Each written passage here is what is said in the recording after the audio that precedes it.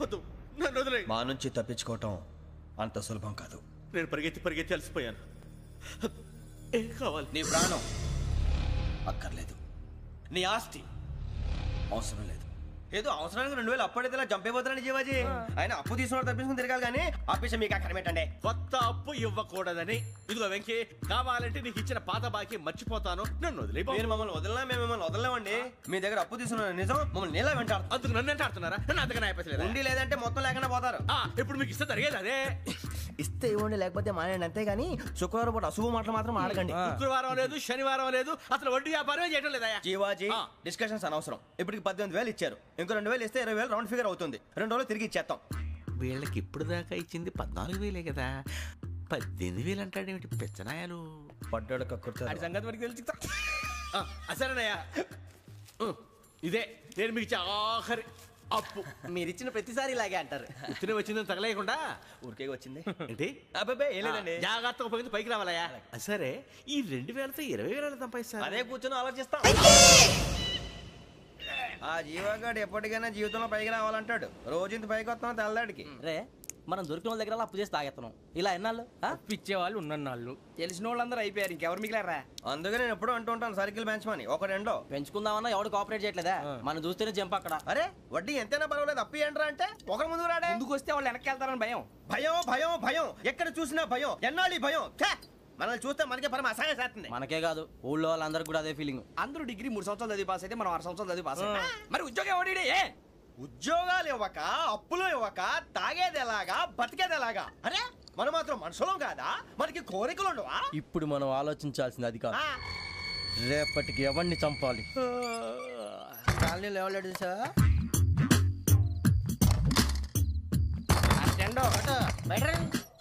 నువ్వా వెంకీ? ఏంటి వెంకీ ఈ టైంలో వచ్చా? నీతో మాడే పని ఉంది, దా చెప్తా. ఏ బాగా నిద్రొస్తుందా? సరిగానే రే, నువ్వు మమ్మల్ని చూసే తలిపేసావా? మామూలుగానే వేసాను. మామూలుగా వేసేవాడివి. మేము రావడానికి 1 నిమిషం ముందో, మేము వెళ్ళాక 1 నిమిషం తర్వాత వేయాలి కానీ బిలాల్ రాజా, నాకు నిద్ర వచ్చి పడుకుందామని తలుపేసుకున్నాను. అయినా నా ఇంటి తలుపులు నేను అడిగేసుకోవాలంటే. తప్పు చేసిన కాక ఇంకా గేర్ సమాధానం చెప్తావా? మీ ఇంట్లో పెళ్లిడికి వచ్చిన ఆడపిల్లలు ఎదురున్నారు. ఇదిగో అమ్మాయిలు, మీతో ఎప్పుడైనా యథాశాలు వేసానా? విన్నారా? అడుగు తలుపులు వేసావు. అనవసరంగా గొడవ ఎందుకు? ఇక్కడి నుంచి వెళ్ళండి. గొడవ? మీ ఇంటి మీద పడి ఎప్పుడైనా గొడవ చేశానా బిని గారు? లేదు బాబు. విన్నారా? చెప్పు, మమ్మల్ని చూసి తలుపులు ఎందుకు వేసుకున్నావు? అరే మాకు అప్పించిన వాళ్ళు కూడా మమ్మల్ని చూసి ఎప్పుడు తలుపులు వేసుకోలేదు. ఏం చేయాలి? మరి నువ్వు ఎందుకు వేసుకున్నావు? బాబు టప్ అయిపోయింది, బుద్ధి తక్కువ వేసాను చాలా. అంటే మా మోకాల మీద తలుపులు వేసామని ఒప్పేసుకుంటున్నావు? ఒప్పుకుంటున్నాను. సరే ఇప్పుడు చెప్పు, మా మొఖాల మీద తలుపులు వేసేంత తప్పు మేము ఏం చేసామరా? తప్పైపోయిందని అంటున్నారు కదా, వదిలేయండి బాబు. అదే తప్పు మేము చేసి మమ్మల్ని వదిలేయమంటే మీరు వదిలేస్తారా బిని గారు? తప్పని ఒప్పుకుంటున్నాడు కదా అయ్యా. ఇప్పుడు టైం 11 అయింది, వెళ్ళి పడుకోండి. 11 అయిందా? కొమ్ము ఉంచాడు కదా. నాకు సంబంధం ఏంటి? ఉంది, సంబంధం ఉంది. 11 గంటలకి నా క్లోజ్ ఫ్రెండ్ ఢిల్లీ వెళ్తున్నాడు. 5,000 అప్పిస్తానని ఎయిర్పోర్ట్ రమ్మని చెప్పాడు. నీ గొడవలో పడి ఆ సంగతే మర్చిపోయాను. ఇప్పుడు నాకు జరిగిన నష్టానికి భర్తీ ఎవరు చేస్తారు? మీరా మీరా మీరా? ఎవడు పడితే ఎందుకు చేస్తాడా భర్తీ? మళ్ళీ వాడి నువ్వు తప్పు ఎవడు చేసా వాడు చేస్తా. దానికి కారణం ఈ 10 మనిషే కదా.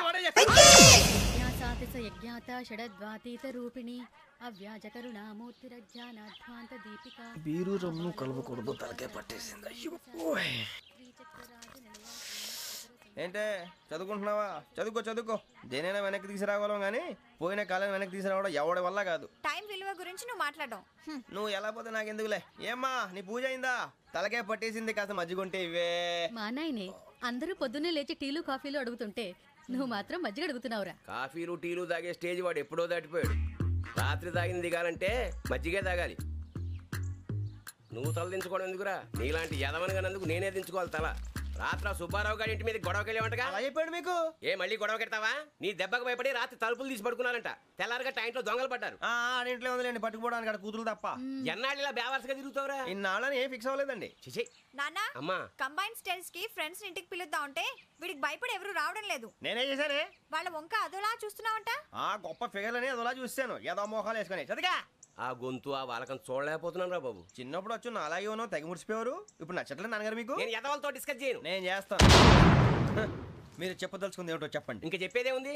నువ్వు ఇలా గాలికి తిరుగుతుంటే నేను తిండి పెట్టలేను. నాన్నగారు ఇప్పుడు శుక్ర మహాదశి 4వ పాదంలో ఉంది. నేను ఇప్పుడు ఏం చేసినా కలిసి రాదు. శనిగారు సెంటర్ లో కాసేసి నన్నే చూస్తున్నాడంట. వాడు అలా సైడ్ అయిపోయి నేను ఏదో అవుతాను కదా, మీరు కంగారు పడకండి. ఇవన్నీ ఆ జగదాంబ చౌదరి గారు చెప్పాడా?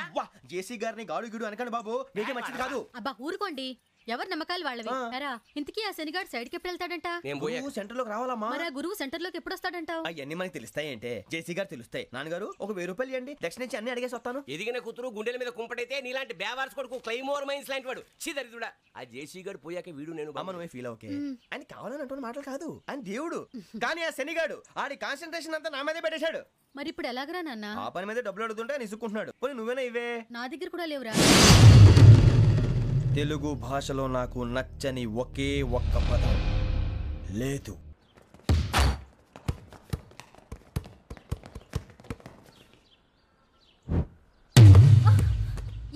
అరే సోరే బాల్ తీసుకురారా. సారీ ఏదో పరప బాలి. బాస్కెట్ బాల్ మాలాంటి ఆడాలి. మీలాంటి మాసన కొడుకులు ఆడితే ఇలాగే ఉంటది. ఇలాగే ఇలాగే ఇలాగే ఉంటది. అమ్మాయిల ముందు ఫోర్స్ కొడతావా? ఆహా, అయితే నిన్ను కొడతా.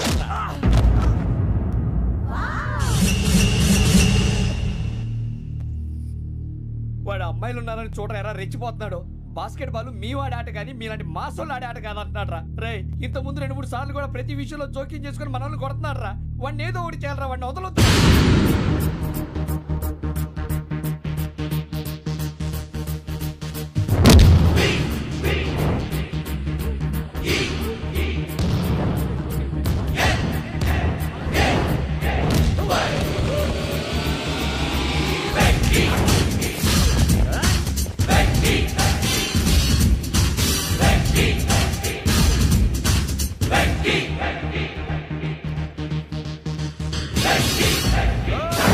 ఆడపిల్లలంటే ఎవరికైనా దెబ్బ తగిలితే అయ్యో అంటారు, మీకేమో ఎవరైనా కొడితే కామెడీ.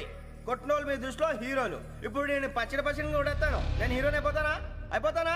అయిపోతానా? ఏంట్రా రెచ్చిపోతున్నావు? మాకు ఛాన్స్ ఇవ్వా? అసలు వచ్చిందే నీకోసం. మా వాడి బ్యాక్గ్రౌండ్ తెలియక అడమే చేసావు. ఇప్పుడు నీకు అప్పుడు అయిపోతున్నా రే. వాడి బ్యాక్గ్రౌండ్ సరే, అసలు నీ బ్యాక్గ్రౌండ్ ఏంట్రా? నాకు సెపరేట్ బ్యాక్గ్రౌండ్ అంటూ ఏం లేదురా. నేను ఎక్కడ నిలబెడితే అదే నా గ్రౌండ్. అంత పుడింగువా? తెల్దా?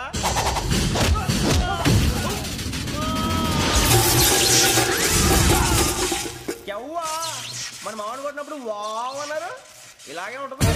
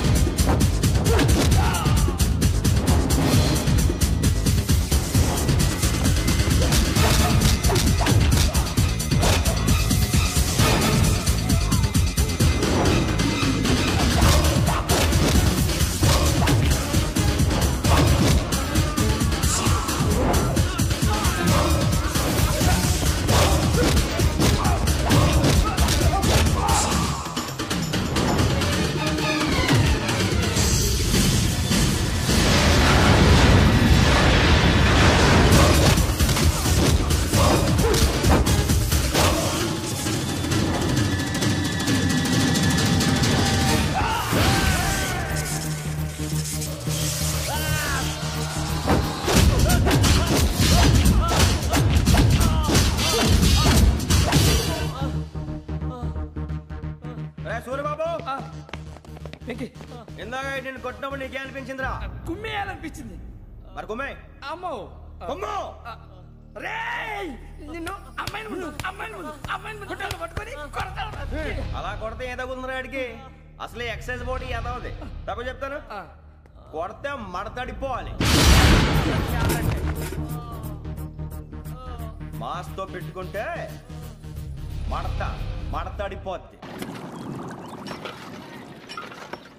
ప్రపంచంలో ప్రతి వాడు ఏదో పని చేసుకుంటున్నాడు, మనం తప్ప. మా కాంట్రాక్టర్ తో చెప్పి పని ఏదైనా ఇప్పించరా? ఎలాంటి పనులు మేము చేయం. డిగ్రీలు BA, నేను MA. ఇలా